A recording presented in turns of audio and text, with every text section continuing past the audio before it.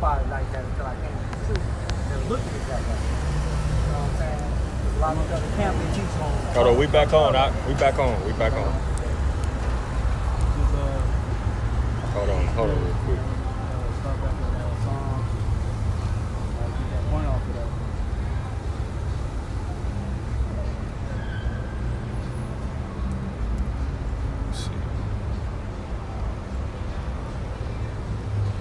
that. Okay.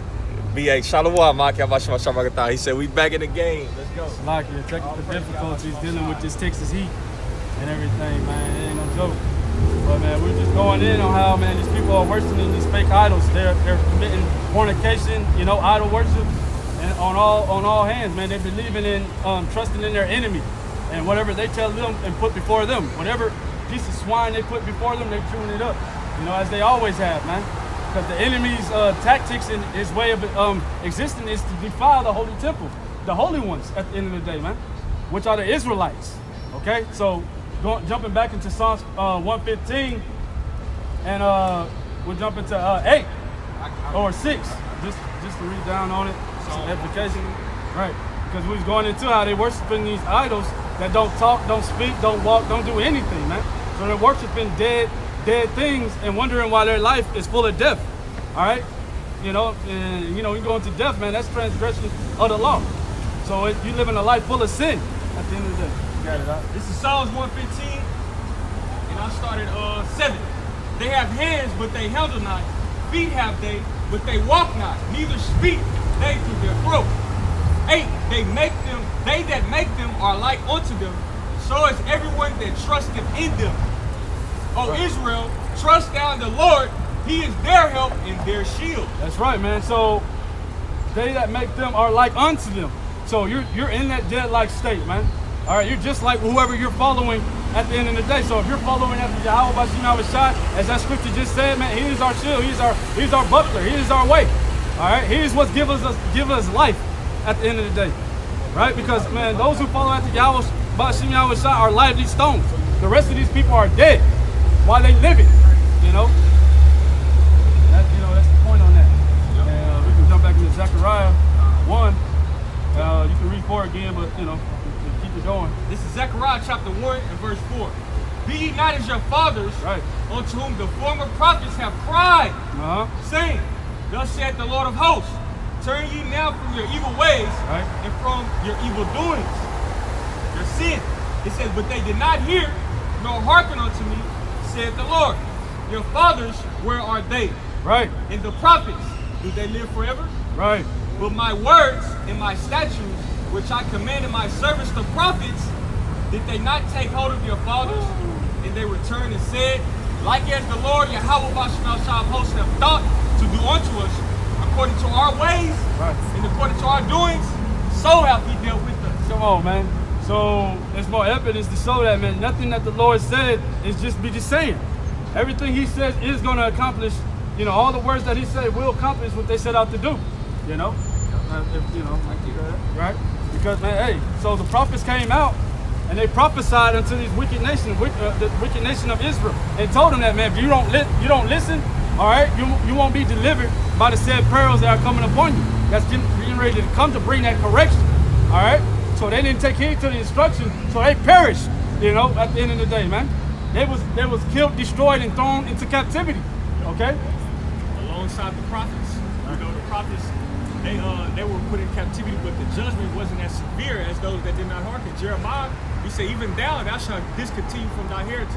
Right. So the prophets, we all went into captivity, but the first fruits that elect, you know, they will be gifted with the Holy Spirit and the understanding of knowing why we went through that situation and knowing what's about to occur down the line because of what? Our doings and our actions.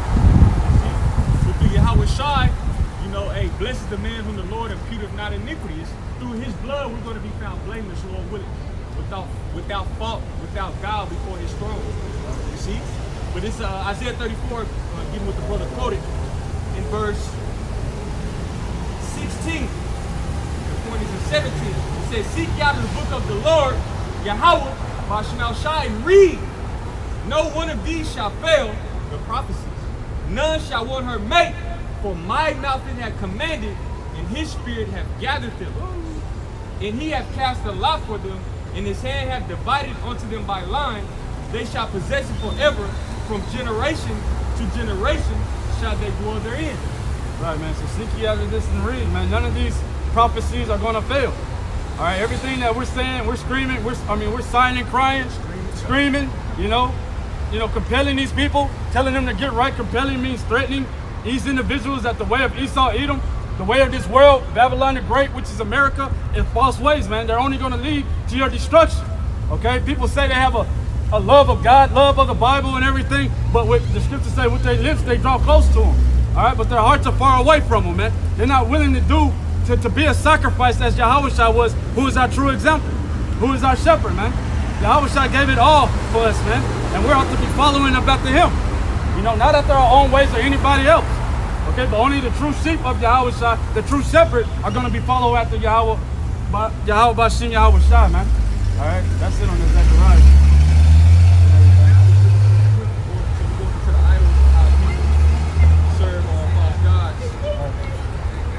Real quick, Wisdom of Solomon, chapter 12.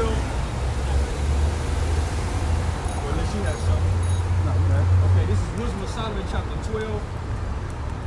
Matter of fact, 14, 15.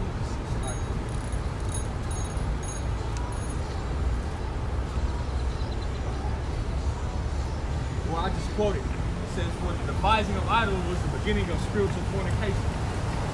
All right? The devising of idols was the beginning of spiritual fornication. It's a Wisdom of Solomon. I can't think of it right now. But right, that caused us to err and to be destroyed by the Lord. Right. Serving these false idols, which we're going into, which Esau's coming with another idol. He's coming with an idol. Right. A major idol, just like Daniel. When Nebuchadnezzar made that image, he commanded at the sound of the sextrap, the dulcimer, he wanted everybody to bow down. And this is what Esau is going to do again. He's coming with that MOTB, which is prophesied in Revelation 13. And which leading up to that, the world is going to be in chaos and mayhem, bro. Right. And he's going to present that MOTB as a factor of solution. This is the answer to all your problems. All your money, your identification is going to be right here. You want to eat. Right. You want to play the game still, you want to have a job, it's going to be on this ship. See? This is real quick. And that is a literal thing. Right. Because man, this is what this is leading up to at the end of the day, man. As it always has been leading up to. Esau Edom knows he has but a short time out here ruling. All right, he knows that, man, we are the righteous rulers and we're coming into it. Okay. And then, man, hey, it's going to be definitely destruction. He wants us to be subjugated up under him. All right? He wants us basically to be defiled at the end of the day and meet that same fate that he's going to meet, which is going into slavery and being destroyed, but ultimately being destroyed, man, for not choosing our power. Yeah, this is Wisdom of Solomon 14 in verse 9. Wisdom of Solomon 14 and 9. For the ungodly and his ungodliness are both alike hateful unto the Most High. Got it, I said 10. For that which is made shall be punished together with him that made it. Therefore, even upon the idols of the Gentiles shall there be a visitation, because in the creature of the Most High they are becoming abomination and stumbling blocks to the souls of men, and a snare to the feet of the unwise. A snare, man. All right, to the sons of men, who are Joshua, Israelites, man. All right, and you can't tell me that, man, that it's not a snare. You on Sundays, man, the damn Southern Baptist churches, full to the T, nothing but adultery. That's another sin that I wanted to go into. Nothing but adultery going on here, man. Men sleeping with other men's women and everything.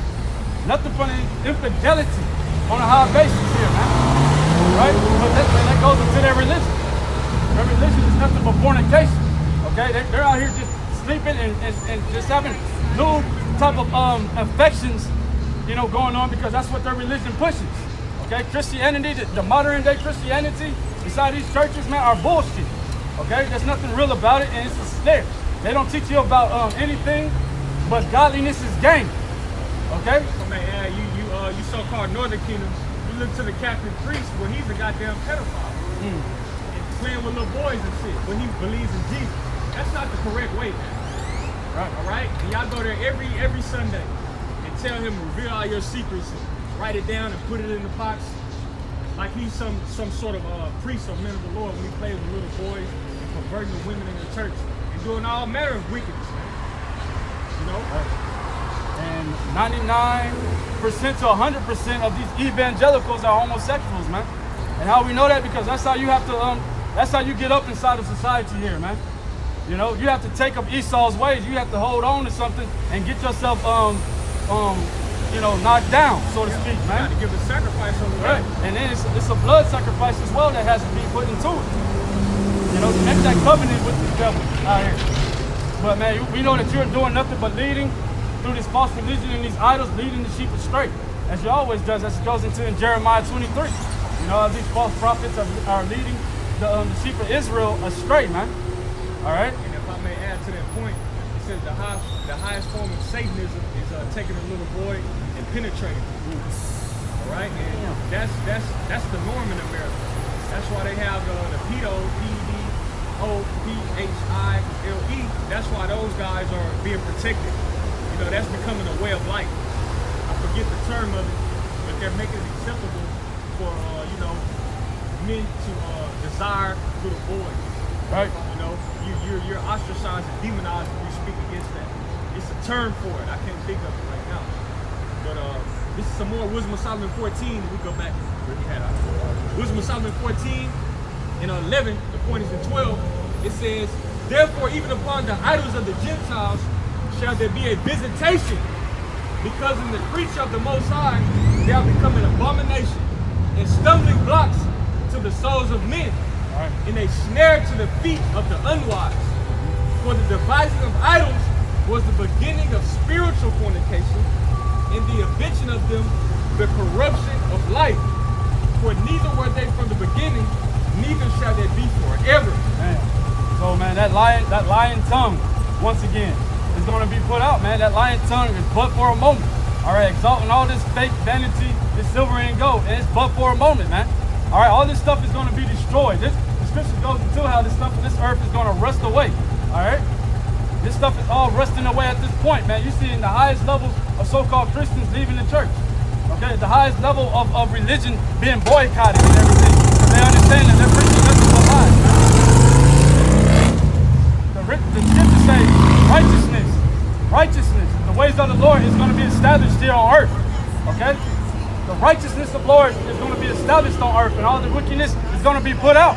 All the wickedness that you see on the day-to-day, all this exalting, this proudness, this backwardness, perversiveness is going to be put off the face of this earth. And it's going to be put out through a process at the end of the day of destruction, a process of weeding out these individuals that put their trust in the Lord. The scriptures say, in that day, man, trust in those same things, okay, that you've been trusting in the whole entire time. Everything that you put your trust in, see if that's good enough to deliver you. This is 1 Peter 1 and 24. For all flesh is as grass, and all the glory of men is as the flower grass. The grass withereth, and the flower thereof falleth away. But the word of the Lord endureth forever. And this is the word which by the gospel is preached unto you. So like the brother going into, this is what's going to stand: the gospel, prophecy, judgment. All right, the kingdom of heaven being established, the tabernacle of David, the governing body of the next kingdom being built right now and being, you know, going into the clouds, being changed and coming back down and ruling upon earth. This is what's going to endure forever, man. This word. All right, all these false idols and these gods and these shit that you people believe in. Referring to, I believe in Judges. All right, people say in their affliction they shall seek me early, but the Lord's going to tell them, no, go trust in the gods and who you boasted in, and who you so-called receive gain in. All right, and the prophets are going to